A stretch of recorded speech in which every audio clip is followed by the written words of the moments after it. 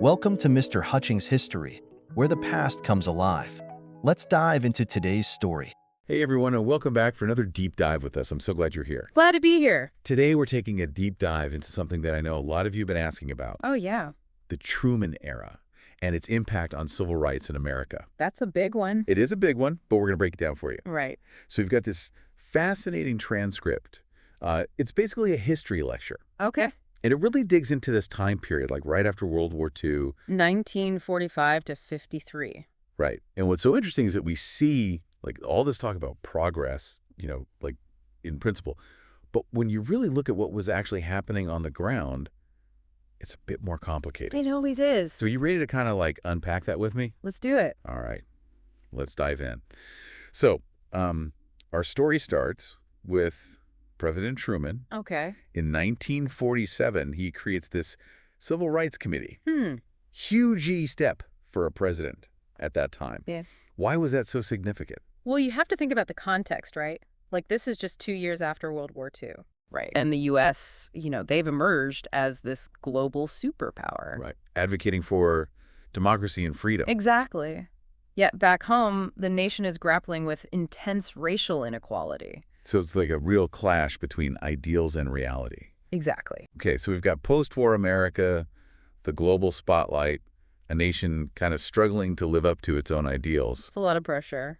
And then Truman takes this big step of creating this committee. Right. So this committee then issues this landmark report called To Secure These Rights. Yes. What made this report so groundbreaking? It was a powerful call to action, basically demanding an end to things like segregation, poll taxes, and pushing for equal opportunity for Black Americans. That's huge. It was huge because it really exposed that hypocrisy. The U.S. was preaching freedom and democracy abroad, but practicing discrimination at home. And that hypocrisy wasn't lost on the rest of the world. Absolutely not.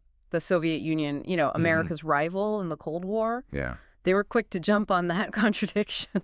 They used it as propaganda to try to undermine U.S. credibility and influence in newly independent nations. So this is really impacting America's global standing. Oh, yeah, for sure. This became a significant challenge for U.S. diplomacy. Wow.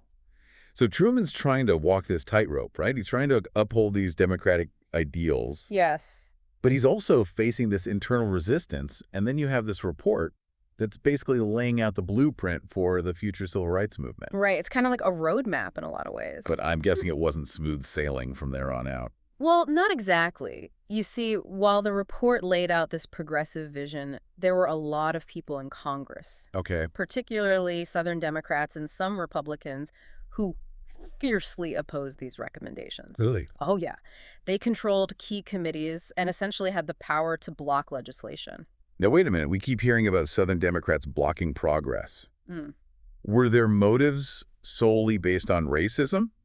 Or was there something else going on? Well, undoubtedly, racism played a significant role. Yep. However, there were also complex political and economic factors that were intertwined with those racist attitudes. Okay, so unpack that a little bit for me. All right, so for Southern Democrats, maintaining the existing social order was crucial to their power base. So where white supremacy was deeply entrenched. Yes. So it's about power as much as it is about ideology. I think so. You can't really separate those two things, can you? You can't. They're very much connected. Right. Did anybody try to challenge that? Was there any pushback from other regions or other political groups? Yes, absolutely. There was growing pressure from civil rights activists, labor unions, and some Northern Democrats who recognized the urgent need for change. Right. But their influence was pretty limited in the face of the Southern Democrats and their control over those key congressional committees. So it's like a political tug of war almost. Yeah, you could say that. All right. So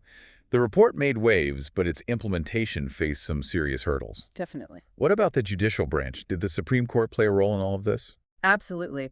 The Supreme Court during this era issued several really important rulings that actually chipped away at the legal foundation of separate but equal. You mean that came from the Plessy v. Ferguson decision back in 1896? That's right. They started overturning Plessy. Not directly, but they started challenging its application. Those must have been some landmark decisions. They were. Can you give us a few examples? One significant case was Morgan v. Virginia. Okay. in 1946. Yeah. And in that case, the court struck down segregation in interstate travel. Wow. Another crucial ruling came in 1950 with Sweatt v. Painter, Okay. which challenged the separate but equal doctrine in graduate education. So even with the pushback in Congress, the judicial branch is moving the needle on desegregation. Right. Did these rulings lead to, like, immediate change, or was it more symbolic at that point? Well, that's the catch. While these Supreme Court decisions were huge in challenging the legal basis of segregation, the court didn't have the power to really enforce its rulings effectively. Especially in the South. Especially in the South, you're right. So change was slow. Very slow. Yeah. And met with a lot of resistance. It's like taking 2 steps forward and then 1 step back. You could say that. Did this gap between, like, the legal principle and the reality on the ground, did that fuel the growing civil rights movement? I think it absolutely did. The slow pace of change despite those legal victories. Yeah. It really fueled frustration among Black Americans. Makes sense. They realized that legal rulings alone weren't going to be enough to dismantle this deeply ingrained system of segregation. So the fight was far from over, even with these Supreme Court wins. Oh, definitely not. This was just the beginning. So what about Truman himself? Did he do anything else to try to address racial inequality? He did. In 1948, he issued an executive order to desegregate the armed forces. Wow. The entire military. The entire military. It was a bold move, and a lot of people weren't happy about it. I bet that had to be a major turning point, both symbolically and practically. It really was. But I'm guessing it wasn't easy to implement. You're right. It wasn't. The initial integration process was very slow. Okay. And met with resistance from some military leaders. Yeah. But then the Korean War broke out in 1950. And that changed everything. It did. The need for a unified fighting force became paramount. So wartime necessity trumped those racist practices. Exactly. The integration of Black and white soldiers in combat units actually proved very successful. Right, because it was the most effective way to fight. It highlighted the absurdity of segregation. So the Korean War kind of forced the issue and accelerated that process. In a way, it did. It's a really interesting turn of events. What does this tell us about the political climate at the time? It shows just how complex things were. Despite Truman's commitment to civil rights, he was still operating within a system where Southern Democrats held a lot of power. Right. And public opinion on racial equality was very divided. You mentioned public opinion. Were most Americans on board with these changes, or was there a lot of opposition? Well, support for civil rights was growing. Okay. But it was far from universal. Yeah. In 1949 and 1950, only about a third of Americans supported a fair employment bill. Really? Only a third? It's pretty shocking, isn't it? That limited public support made it even harder for Truman to push for more sweeping civil rights legislation. So even if Truman wanted to do more, he was fighting an uphill battle. He was. Against a Congress resistant to change and a public that wasn't fully on board. That's right. With all those obstacles, were there any organized efforts pushing for civil rights during this era? Yes, there were. And this is where organizations like the NAACP really become central to the story. The NAACP? Yeah, under the leadership of figures like Thurgood Marshall, they played a vital role. Wow. In advocating for civil rights. Okay. Particularly through strategic lawsuits that challenged segregation in the courts. Right, we talked about those Supreme Court victories earlier. Their legal strategy was really smart. It was brilliant. They were chipping away at the very foundation of segregation. Raising awareness. Exactly. And pushing the conversation forward. So it sounds like the NAACP and other grassroots organizations were really key in keeping the pressure on the government to actually address racial inequality. Absolutely. Their work was essential. Do historians recognize that? They do. Prominent historians like John Hope Franklin have argued that federal action on civil rights often came as a direct response to the pressure from these groups. So without that constant push from organizations like the NAACP, who knows what might have happened? That's right. Or rather what might not have happened. Right. It seems pretty clear that Truman's actions alone weren't enough to bring about meaningful change. It was a combination of factors. So Truman's efforts were significant but also limited by the realities of the time? Yes. His legacy on civil rights is complicated. It's a story of both progress and frustrating limitations. It's like he planted the seeds for future change, but those seeds still had a long way to grow. A very good way to put it. It makes you wonder how historians view his legacy today. Are there different perspectives on his role and motivations? Oh, definitely. Historians have different perspectives on Truman's civil rights record. Some emphasize the Cold War context, Okay. arguing that his actions were driven by the need to improve America's image abroad. They saw it as a way to counter Soviet propaganda. So it's more about strategic maneuvering on the world stage than a genuine commitment to equality at home. It's not necessarily cynical, just a different perspective. Okay, I can see that. Are there other interpretations? Yeah. Some historians, those focused on political history, they point to Truman's savvy use of executive power. Okay. Things like desegregating the armed forces and creating the Civil Rights Committee. He was willing to kind of go around Congress. In a way, yeah, he was willing to act unilaterally. Was there a political calculation there too, like trying to secure the black vote? That's a good question. And it's one that historians still debate. Interesting. Some argue that Truman recognized the growing power of black voters. Especially in those key northern states. Exactly.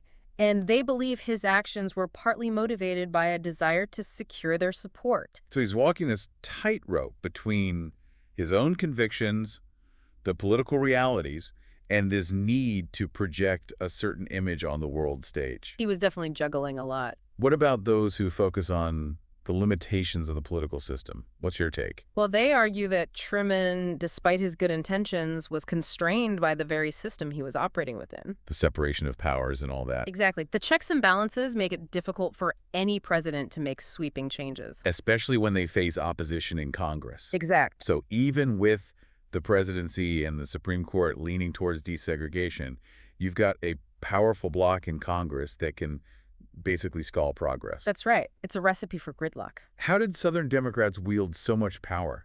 How did they block Truman's agenda? They used a bunch of tactics. Yeah. Seniority rules gave them control over important committees. They used filibusters to delay or block votes. Wow. And they formed alliances with conservative Republicans. Who shared their views on civil rights. Exact. So it was a coalition of forces working against change. That's right. And this institutional resistance that really contributed to that slow pace of change that we're seeing. I think it was a major factor. It's like every step forward is met with this pushback. And don't forget about the lack of public support. Right. A third of Americans. Exactly. It was a combination of things, political maneuvering, institutional roadblocks, and societal attitudes. All working together to limit the impact of Truman's efforts. Precisely. Progress isn't a straight line. No, it's Wow. not. It often involves setbacks, compromises, and this constant push and pull between different forces. And that's why the role of grassroots activism is so important. It is. Historians who focus on the civil rights movement, they talk about those organizations, the NAACP, the Southern Christian Leadership Conference, all those individuals who challenged segregation. On every level. From schools to buses to lunch counters. They were relentless. And it really highlights the power of everyday people to create change, even in the face of opposition. Yes, it does. It's like Truman's actions were significant, but they were just one piece of the puzzle. Absolutely. It was that sustained pressure from the movement that led to the landmark legislation of the 1960s. Like the Civil Rights Act of 1964 and the Voting Rights Act of 1965. Those were game changers. They really were. So looking back at the Truman era, what's the biggest takeaway for you? For me, it's that change happens on multiple fronts. It's not just about presidents or laws. It's about the people. It's about the grassroots movements changing attitudes and those brave individuals who are willing to challenge the status quo. That's powerful. And it makes me think about all those individuals who we might not know by name, but who played a vital role. Their stories are so important. They are. And their contributions were essential. They really were. History is made by more than just the big names. It's made by all of us. And it's a reminder that the fight for equality is still going on. It is. It's a continuous journey. It makes you wonder, if Truman faced so much resistance back then, how much did public opinion really need to shift for the civil rights movement to gain more ground in the decades that followed? That's the question, isn't it? It highlights how important it is to understand the interplay between those social movements, political change, and cultural transformation. It's like the Truman era was just the beginning. The beginning of a much longer story. It was a period of progress, but also a lot of limitations. A time when things were starting to change, but there was still so much work to do. It's inspiring to think about the courage of those who fought for equality during that time. It really is. Their dedication paved the way for everything that came after. And it reminds us that we can't take our rights for granted. Absolutely. We have to keep fighting for what's right. Well said. It's amazing to think how much progress has been made since the Truman era. But it's also important to remember that the fight for civil rights is far from over. That's right. We're still seeing the echoes of those struggles today. We are. And I think this deep dive has really shown us how complex this period was, and how those events shaped what came after. It was a time of both hope and frustration. It was. And it's a testament to the persistence of those who fought for change. Absolutely. They refused to give up on their dream of equality. So what do you think is the most important thing we can take away from this conversation? I think it's that change takes time and effort. It's not going to happen overnight. And it requires action on multiple fronts. Exactly. It's not just about laws or court rulings. It's about changing hearts and minds. And it's about those everyday heroes who stood up for what was right. Their stories are so inspiring. They are. And they remind us that we all have a role to play in making the world a more just and equitable place. No matter how small our contribution may seem. Exactly. Every voice matters. It does. Well, I think we've covered a lot of ground today. We have. And I hope this deep dive has given you a new perspective on the Truman era and the fight for civil rights. It's a story that's still relevant today. It is. And it's one that we should never forget. We can learn so much from the past. We can. If you're interested in exploring this topic further, we encourage you to check out the resources we've listed in the show notes. There are some amazing books, articles, and documentaries out there. There are. So keep learning, keep questioning, and keep pushing for a better world. A world where everyone has the opportunity to thrive. Thank you for joining us for this deep dive into the Truman era. It was a pleasure to be here. We'll see you next time. See you then. Thanks for listening to Mr. Hutchings History. Keep exploring, and we'll see you next time.